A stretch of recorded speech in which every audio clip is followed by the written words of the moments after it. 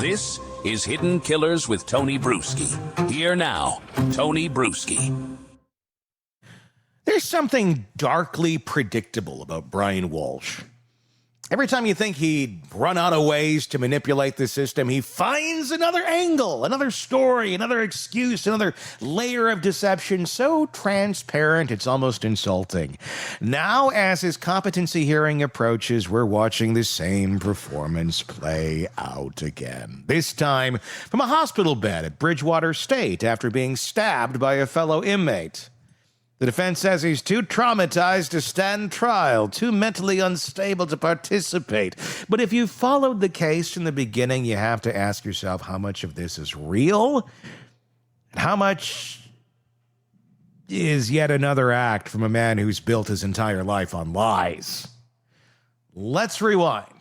Because before the headlines about stabbing and evaluations, before the court delays and competency questions, there was a woman named Ana Walshe, a mother of three, a successful professional, someone who worked herself to the bone to build a future for her family.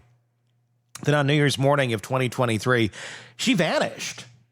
Her husband, Brian, told police that she had flown out early to Washington, D.C. for a work emergency. That was the story. The problem was there was no flight, no Uber, no cell activity, no credit card use, just silence almost immediately. The police noticed something wasn't adding up.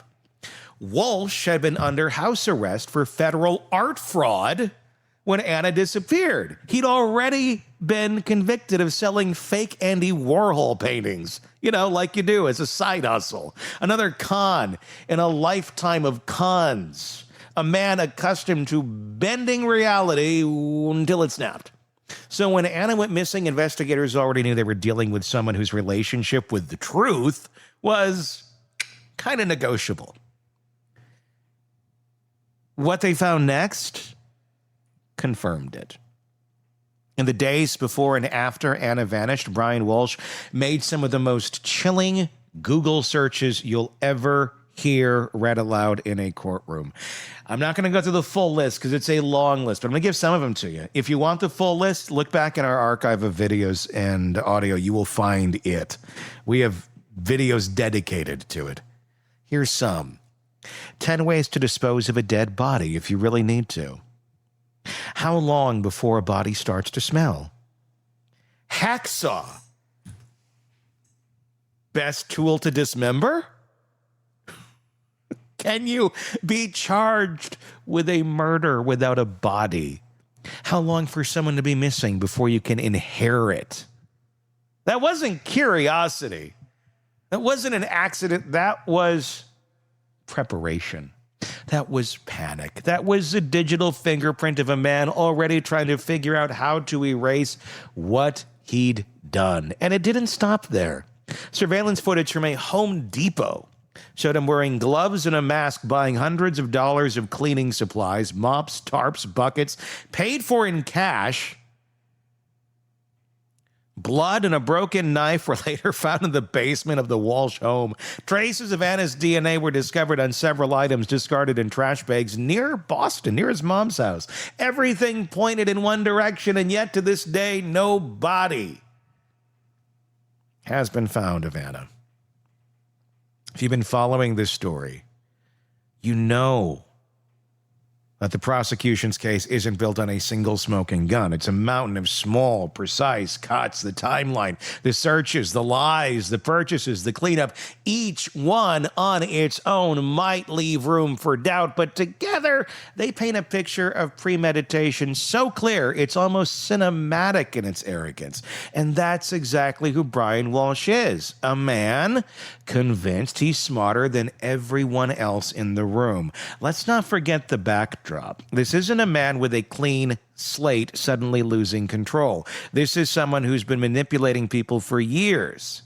His art fraud wasn't just a one-time mistake. It was a scheme that targeted collectors, friends, even family. He forged documents, used fake provenance, and looked people in the eye while lying through his teeth. There's also that 2014 police report from Washington, D.C., where Ana reportedly told authorities that Brian had threatened to kill her.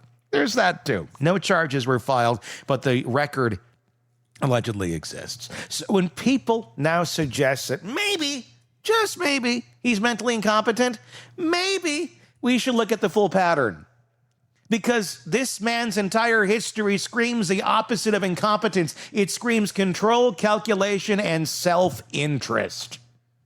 Now we get to the newest chapter of this slow-moving courtroom saga. September of 25, Walsh is stabbed by another inmate in jail. His defense quickly pivots. He's traumatized, confused, possibly brain damaged. The world could only be so lucky. Suddenly, the man who meticulously researched dismemberment techniques and murder laws is too disoriented to assist in his own defense. Bridgewater State Hospital begins its evaluation. The process drags on. The competency hearing is delayed. The trial is pushed, and the headlines change. Instead of focusing on the evidence, the blood, the searches, the lies, we're now talking about whether he's fit to stand trial. It's a brilliant distraction, really. And if you know how the system works, you can almost hear the defense strategy clicking into place. Because once you raise the specter of incompetence, everything slows down. Evaluation takes months. Hearings get postponed. Discovery deadlines move. The public forgets the details. The outrage softens. The case fades from urgency into bureaucracy. And Brian Walshe, who's always known how to manipulate process and perception, gets exactly what he's thrived on. Time. So what does competent to stand trial actually mean? It doesn't mean sane. It doesn't mean healthy. It means that a defendant understands the charges against him and can assist in his own defense. That's it. If you can have a coherent conversation with your lawyer, if you know why you're sitting in that courtroom, you're competent. So when we're told that a man as cunning and articulate as Brian Walshe suddenly can't grasp what's happening because of a jailhouse stabbing, we're right to be skeptical. Especially when that same man has spent his entire life manipulating every system he's ever touched, legal, financial, and personal.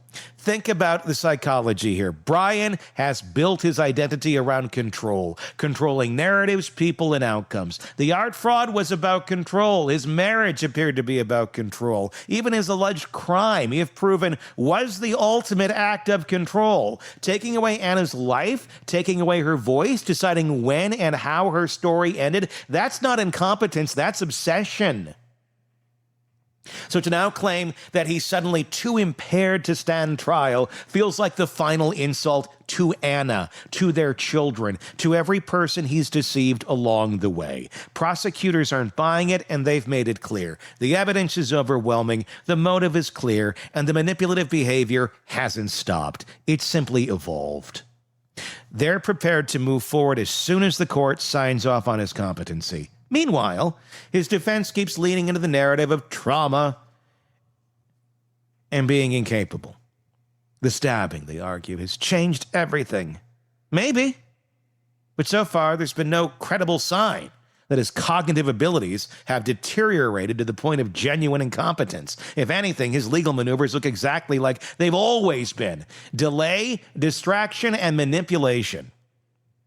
There's a reason this story still matters as the competency hearing approaches, because in cases like this, the courtroom can become a stage. And if we're not careful, the audience starts forgetting what the show is about. This isn't about whether Brian Walshe can read his own legal documents or answer the lawyer's questions. It's about a missing woman, a mother, a victim of violence whose story risks being buried under procedural drama. The focus should remain where it belongs, on the evidence, on the lies, on the behavior that brought us here. And make no mistake, when that evidence is presented in full, it's going to be brutal. The Google searches alone read like a confession. The physical evidence, the blood, the knife, the cleaning supplies cements it. The timeline obliterates the alibi. The pattern of deceit ties it all together. This is a man who didn't just allegedly kill his wife. He thought he could outsmart everyone while doing it. And now, standing on the edge of trial, he's trying to run the same con. one more time. Okay, we won't get into a dance party right now. So as we head into this competency hearing, remember what we already know. Remember the searches, remember the lies, remember the way the story began.